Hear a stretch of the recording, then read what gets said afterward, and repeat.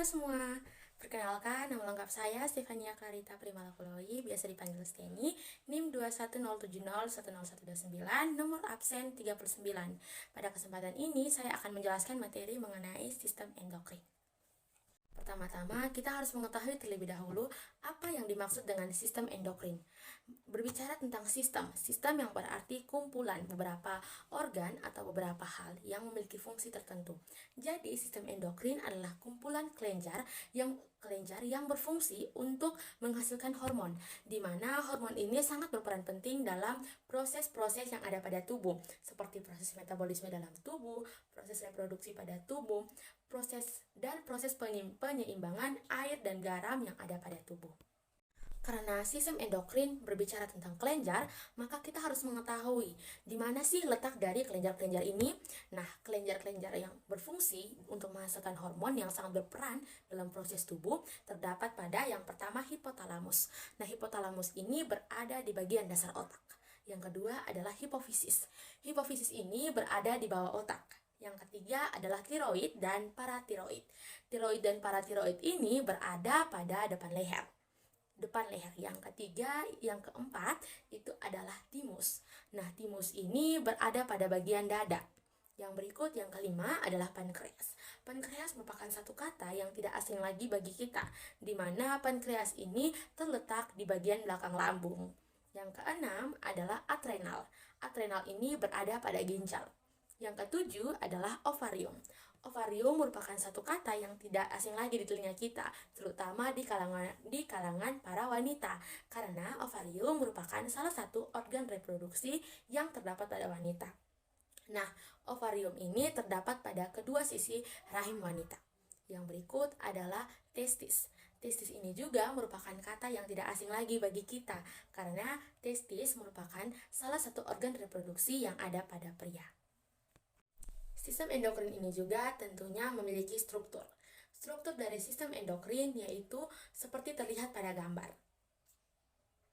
Tentunya setiap struktur atau setiap bagian memiliki fungsi. Fungsinya yaitu yang pertama, kelenjar paratiroid. Nah, kelenjar paratiroid ini berfungsi untuk menghasilkan hormon paratiroid, di mana ini berfungsi untuk mengatur kadar kalsium dalam tubuh dan berfungsi dalam proses metabolisme tulang. Yang kedua adalah kelenjar tiroid. Kelenjar tiroid ini sangat berperan dalam proses metabolisme tubuh. Yang ketiga adalah kelenjar hipotalamus.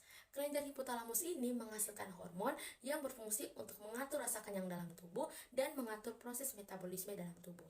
Yang berikut adalah hipofisis. Nah, hipofisis ini ternyata berfungsi untuk menghasilkan hormon, di mana hormon ini berfungsi untuk mengatur pertumbuhan dan perkembangan, pembakaran energi dalam tubuh, dan proses metabolisme dalam tubuh.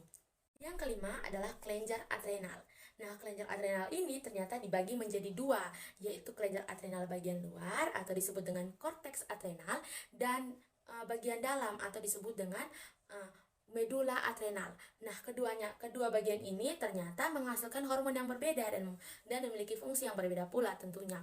Yaitu yang pertama, bagian luar atau disebut dengan korteks adrenal berfungsi untuk menghasilkan hormon kortisteroid, di mana hormon ini berperan dalam proses metabolisme dalam tubuh, fungsi seksual, sistem kekebalan tubuh, berfungsi untuk mengatur sistem kekebalan dalam tubuh, dan menyeimbangkan air dan garam pada tubuh.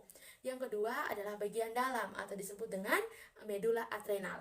Nah, pada medula adrenal ini berfungsi untuk menghasilkan hormon katekolamin, di mana hormon katekolamin ini berperan untuk mengatur dan mengatasi tubuh ketika mengalami stres atau tekanan fisik, di mana dia memperhatikan denyut jantung dan tekanan darah.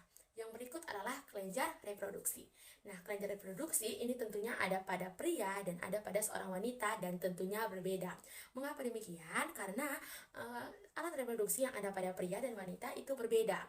Nah, pada pria itu terdapat pada testis, di mana testis ini berfungsi untuk menghasilkan hormon androgen yang berfungsi untuk menunjukkan perubahan-perubahan fisik atau karakteristik fisik dari seorang pria, seperti mengalami mimpi basah, mengalami perubahan suara, dan terdapat tumbuh rambut pada wajah. Yang berikut adalah pada wanita. Nah, pada wanita ini terdapat pada ovarium. Nah, ovarium ini berfungsi untuk menghasilkan hormon, yaitu hormon estrogen, progesteron, dan sel telur.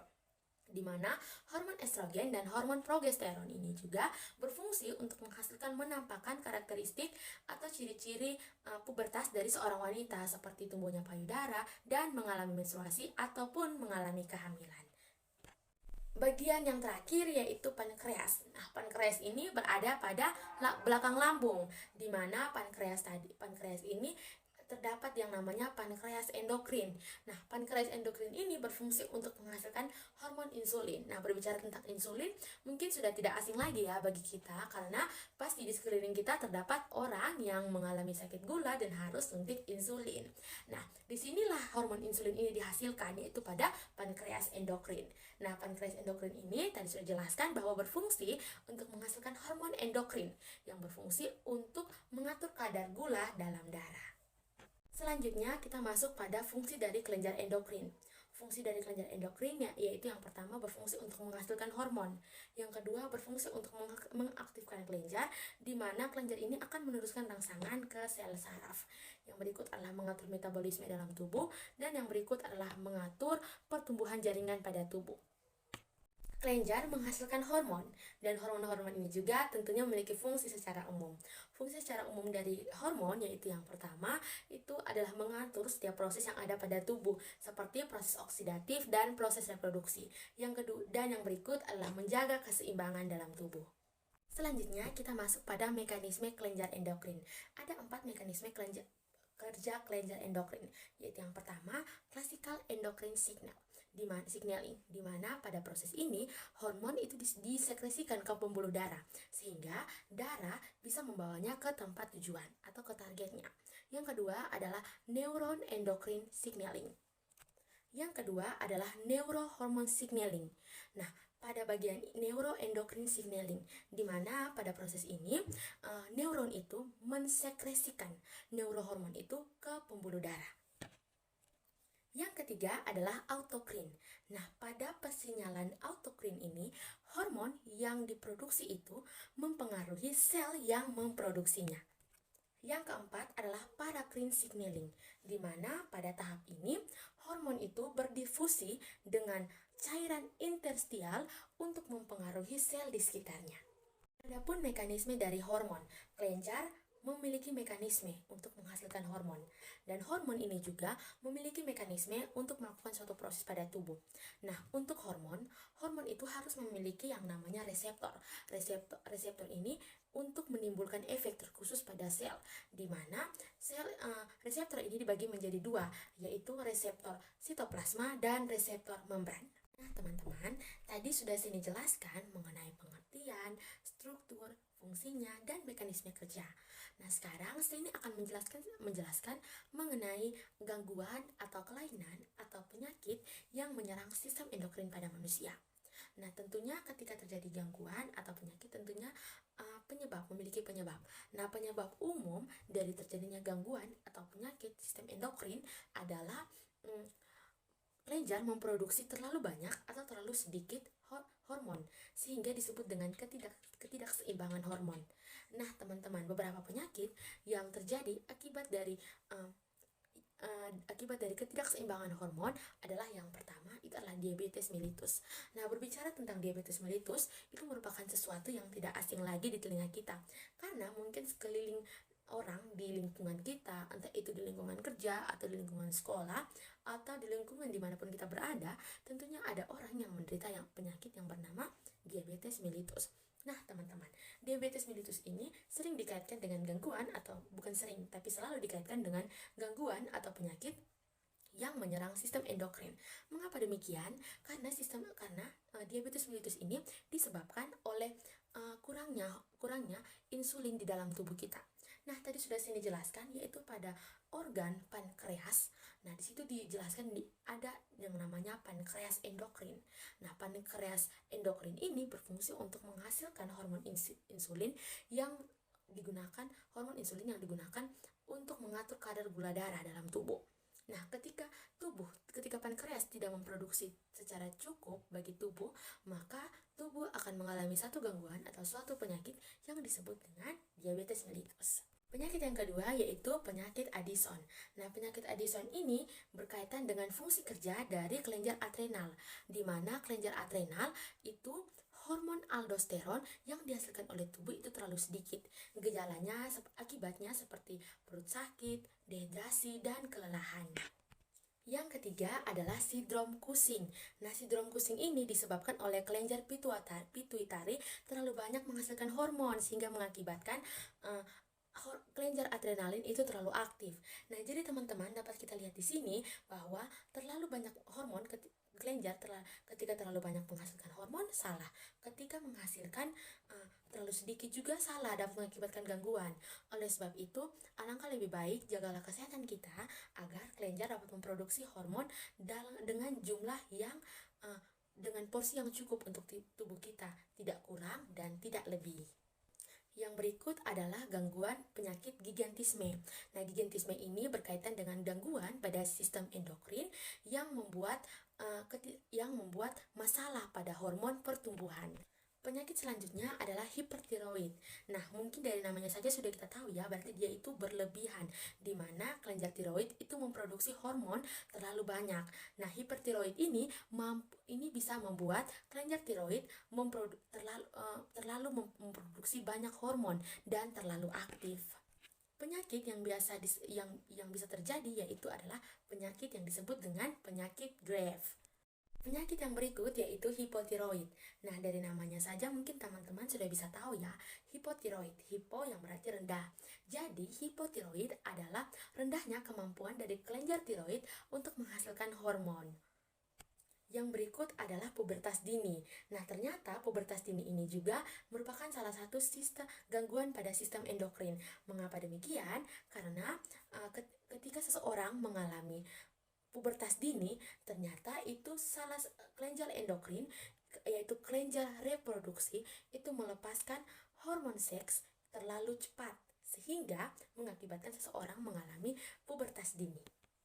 Ketika kelenjar melepaskan hormon seks tidak tepat pada waktunya, yakni terlalu cepat, maka seseorang itu cenderung mengalami masa pubertas dini.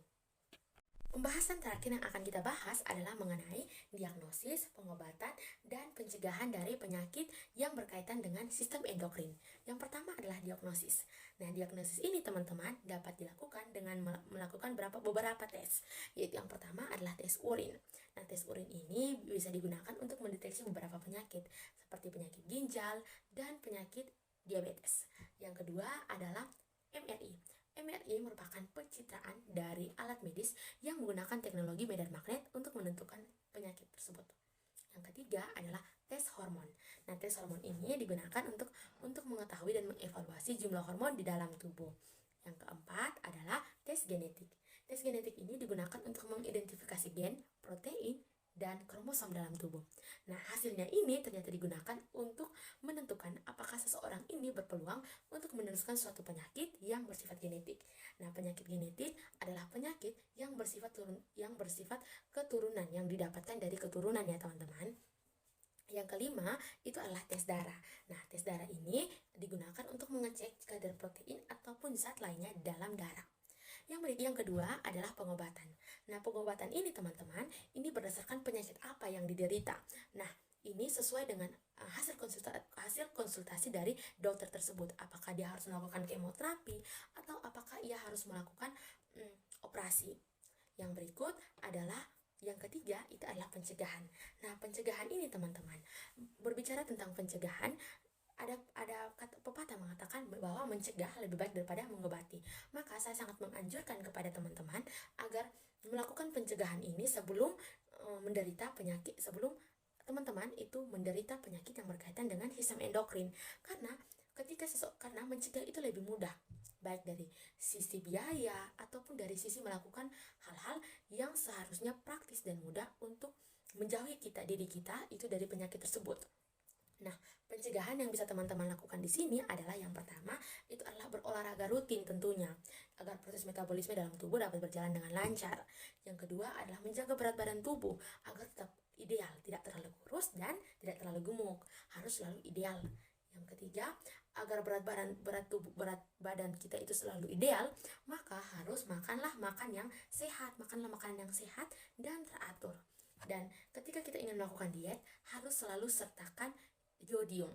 Nah, teman-teman, dari video ini Steny sudah menjelaskan mengenai pengertian sistem endokrin, kelenjar-kelenjar apa saja, dan apa yang dihasilkan, strukturnya, fungsinya, mekanisme, gangguan, cara mencegah, mendiagnosis, dan mengobati.